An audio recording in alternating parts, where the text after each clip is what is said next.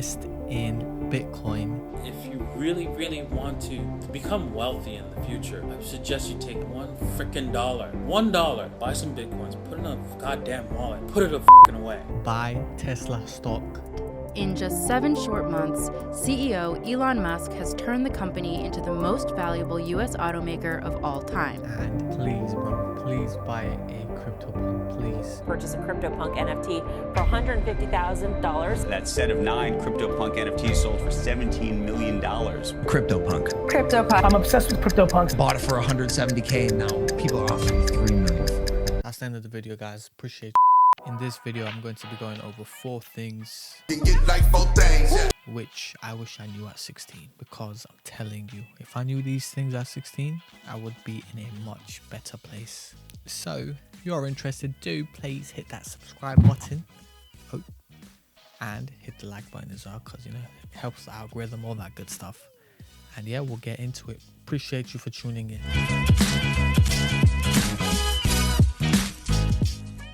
I've always been very reclusive and haven't really had a large friendship group since secondary school, but at 16, I wish I knew how empowering and motivating it was to have a friendship group that works harder than you, or is just as motivated and is on the same path as you, a path of ambition, a path of providing for themselves and their family, making a way for themselves. It's something which I find incredibly important, especially as I've grown and I've seen how destructive bad friendship circles can be. You know, I wish at 16, I wish I was a bit more limited with my time with people that necessarily didn't have my best interest at heart. I wish I put in more effort to develop friendships with people that were on the same path as me, or, you know, wanted to do the best thing they could for themselves and their family. So at 16, I wish I paid a bit more attention to the people that I had in my friendship group, because, you know, like they say, you are the average of the 3 or 5 people that you surround yourself with, and I couldn't agree with that more. So make sure that you really pay attention to who you're talking to, you're spending time with, because subconsciously you might be adopting a lot of their thoughts, a lot of their patterns, and at the end of the day, you never know where those patterns and thoughts might lead you. So be extremely careful with who you spend your time with. I wish I knew that at 16. Going on to the second thing I wish I knew at 16, I wish I knew the real power and value of money and investing. I think we all go through phases from 16 all the way to 19, 20, 21, where when we start making a bit of money, the only thing we're consumed by is, how can I spend this? Well, at least for me and a lot of people I know, when I first started working and had my little, you know, first jobs, every time I got paid, the only thought I had was, how can I spend this? What can I buy? Instead of sitting down and being like, bro, let me put this aside, let me invest in this. So if I could go back at 16, I wish I learned a bit more about investing, more about ESAs, compound interest. Because at the end of the day, the way the system works here in the UK, it's very tough for people my age, all the way to young adults in their 30s, 40s to even buy houses. So the earlier we get on with investing and realizing, you know, the power of compound interest, is the better, because at the end of the day, everything will ultimately help us get to where we want to be financially. So if I could go back, I wish I was a bit more you know, stringent, a bit more financially sound, which at 16, obviously there's not a lot of people that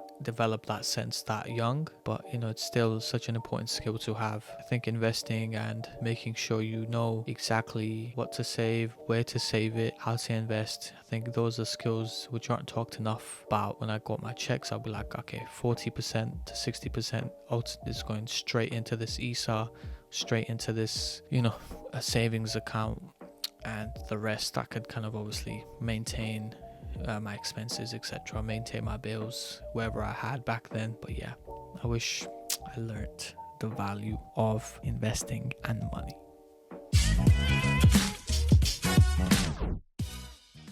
The third thing I wish I knew at 16. This might seem quite controversial and hilarious now, but it would be, don't go to university. Now this is hilarious because, you know, I've just finished my master's, so I'm like, bro, why are you saying this now? Come on, man, you can't really. But I think the whole system needs to be reconfigured. Somehow at 17, 18, we're supposed to know exactly what we want to do with our lives. And then we're tasked with taking on this financial burden that we have to pay. The system needs to change. I sound like a Twitter activist at the moment, but it's so stupid, bro. You know, these ideas, these norms need to be rethought, because how at 18 are we like, yeah, I want to be an engineer? Because in our generation, Gen Z, millennials, I think people are changing jobs every couple of years. You know, back in our parents' day and before then, people had one career for the rest of their lives. Now people are having 2-3 careers. You know, I see it every day in my job. I see people that have switched from one industry to another in the span of a couple of years. And unless we recognize that we aren't in the right mindset at 18 to know exactly what we want to do, I think that the issue is still going to be relevant with university. Those of you who have attended university in the past year or so know exactly how much you've been scammed. Students fundamentally throughout this pandemic have ultimately been forgotten, scapegoated, and under-supported by the government throughout. They've had to navigate a new way of learning and receiving their education in ways that have been severely disruptive. You know, this blended learning fiasco has just, in my opinion, put a huge question mark on university and traditional education. Online learning and traditional learning, I think the lines between both of them have been blurred, especially post-COVID. Now we're beginning to realize it. So if I was at going back to 16, I would definitely hold off going off university. I would explore my passions a bit more, like this YouTube channel, but I would definitely start working. And it's tough, obviously, you know, without a degree. They say you can't land this job, which is very true. I'm not taking that away from a university degree. It opens up doors. You can't go into certain careers without having an MBA, but you don't necessarily need to go into a degree straight away after finishing school. I think what needs to be prioritized is working, developing some sense of direction. And then when you feel like you know what you want to do and you have that figured out, I think then you should go on to university. But unless that career doesn't require a degree, I don't think you should pursue a degree at all. Unless that career path does require a degree, I think you should pursue it, because the cost of a degree, I wouldn't say it's worth it. You know, someone that's just completed his undergrad in the last year and also his postgrad, you know, most of our degrees, people that have been studying for the past year or two, no, you know, it hasn't been what it's supposed to be. And the lines between online learning, like I said, have been blurred. So at 16, I wish I just went straight into work, whether that would be some, you know, entry-level sales job, cold calling people, or admin. At least I could build up some sort of work experience which would contain skills that would be best utilized further down the line, and not just going on to university and learning how to source, to reference Harvard. Like, come on, man. I think we need to have a bigger conversation. Man, listen, I've always been passionate about storytelling. Since I was 9 years old in primary school, you know, my face would light up when the teacher would tell me to write a short story. So the fourth and final thing I would tell myself would be, bro, start this YouTube channel, hurry up, man. Use that iPhone 4, 5, whatever iPhone was at that time, and just document what you're doing. Because the main reason for why we don't start what we love is the fear of being bad or sucking at it. At least for me, starting a YouTube channel seemed like this task which I was like, bro, I don't know if I could do it. I don't want to, you know, suck. I don't want to create bad videos. Everyone's first video is terrible. Go look back at Mr. Beast's first video. Alright.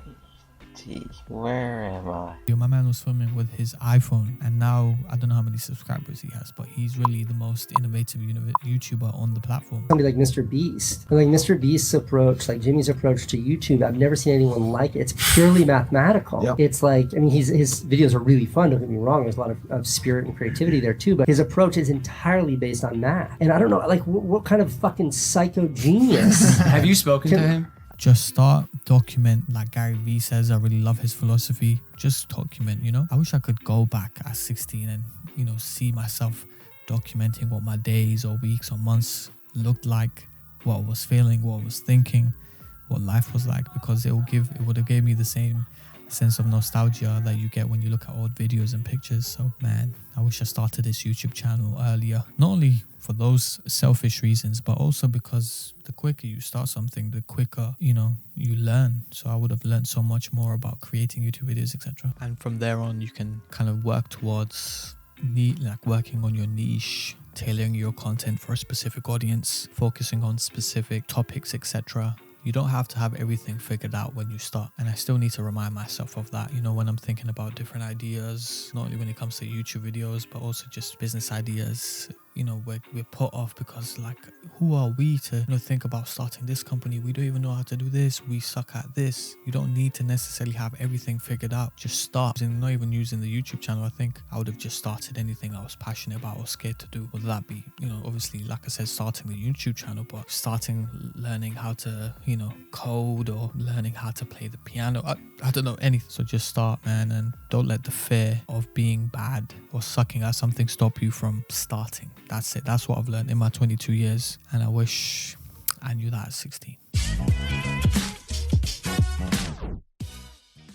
Thank you if you have stayed up until this point. You know, these are just some of my thoughts, my reflections about things I wish I knew at 16. Because, you know, like I said at the start, these would have really helped me up until this point, just giving me a stronger foundation to be on. And I think a lot of people watching this, if you are 15, 16, you are thinking about possibly going to university, maybe if you're not studying, let's say something like medicine or civil engineering, a career which needs a degree, then you should hold off, in my opinion. Obviously consult with your parents, don't undercut them, be like, oh, this guy on YouTube said that. Chill out. Really sit down and be like, bro, what do I want to do? So I appreciate you guys tuning in again. If you do enjoy the content that I am making, please do subscribe. A lot of people don't like the fact that YouTubers say subscribe. Like, bro, how am I supposed to eat now? How am I supposed to grow this channel, bro, if I don't tell you guys to subscribe? Because ultimately it does help a lot. Also, liking the video helps a lot with the algorithm. Apparently, I don't know much, but yeah, do those things, man. I want to definitely ramp up video production in the new year, because this year, just due to the masters and due to just other factors, I haven't been able to create as many videos as I have wanted to. But yo, inshallah, God willing, that changes next year. Thank you guys for tuning in, and I'll see you next time.